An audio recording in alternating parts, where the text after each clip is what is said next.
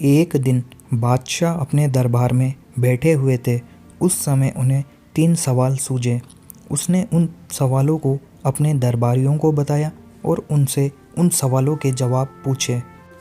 वे सवाल इस प्रकार से थे: लड़का किसका अच्छा, दांत सबसे अच्छा किसका और खूबी कौन सी अच्छी। सारे दरबारी इस पर विचार करने लगे।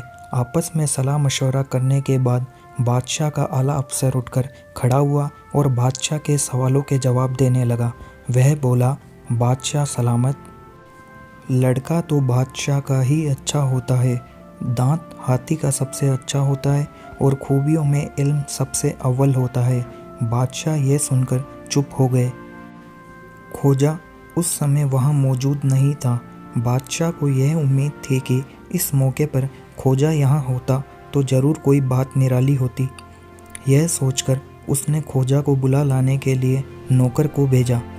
नौकर गया और खोजा को बुलाकर ले आया। बादशाह ने खोजा से वही 3 सवाल पूछे।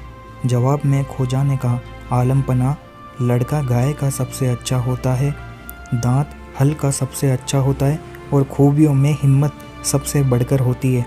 बादशाह ने यह सुनकर खोजा से कहा, खोजा, तुम जो कह रहे हो क्या उसे साबित भी कर सकते हो? हाँ जहाँपना, साबित भी कर सकता हूँ, खोजा ने बड़े आत्मविश्वास के साथ कहा। तो साबित करो। खोजा ने कहा, हाँ हाँ, अभी लीजिए।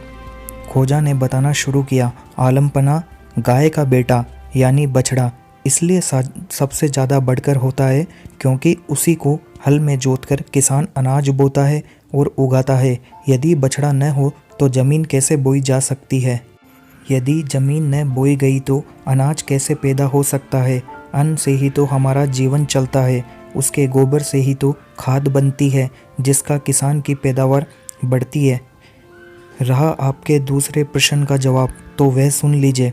दांत हल का इसलिए अच्छा होता है क्योंकि उसी के द्वारा ज़मीन जोती और बोई जाती है जिससे पैदावार बढ़ती है और आपका व सबका जीवन चलता है। ज़रा सोचिए हुजूर, जब ज़मीन बोई ही न जाएगी तो दुनिया खाएगी क्या? अब तीसरे प्रश्न का जवाब भी सुन लीजिए। मैंने कहा है कि खूबियों में सबसे बढ़कर हिम्मत होती है क्योंकि हिम्मत के बिना तो सब कुछ बेकार है। जो बहुत बहादुर है किंतु उसमें हिम्मत नहीं है तो वह कुछ नहीं कर सकता है।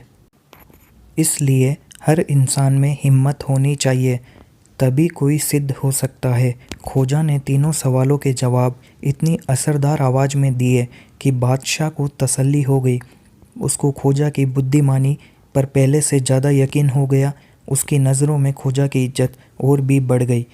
तो दोस्तों, यदि आपको ये कहानी अच्छी लगी तो इस कहानी को एक लाइक कीजिए, अपने दोस्तों के साथ शेयर कीजिए और अभी तक आपने चैनल को सब्सक्राइब नहीं किया है तो चैनल को सब्सक्राइब कीजिए। धन्यवाद।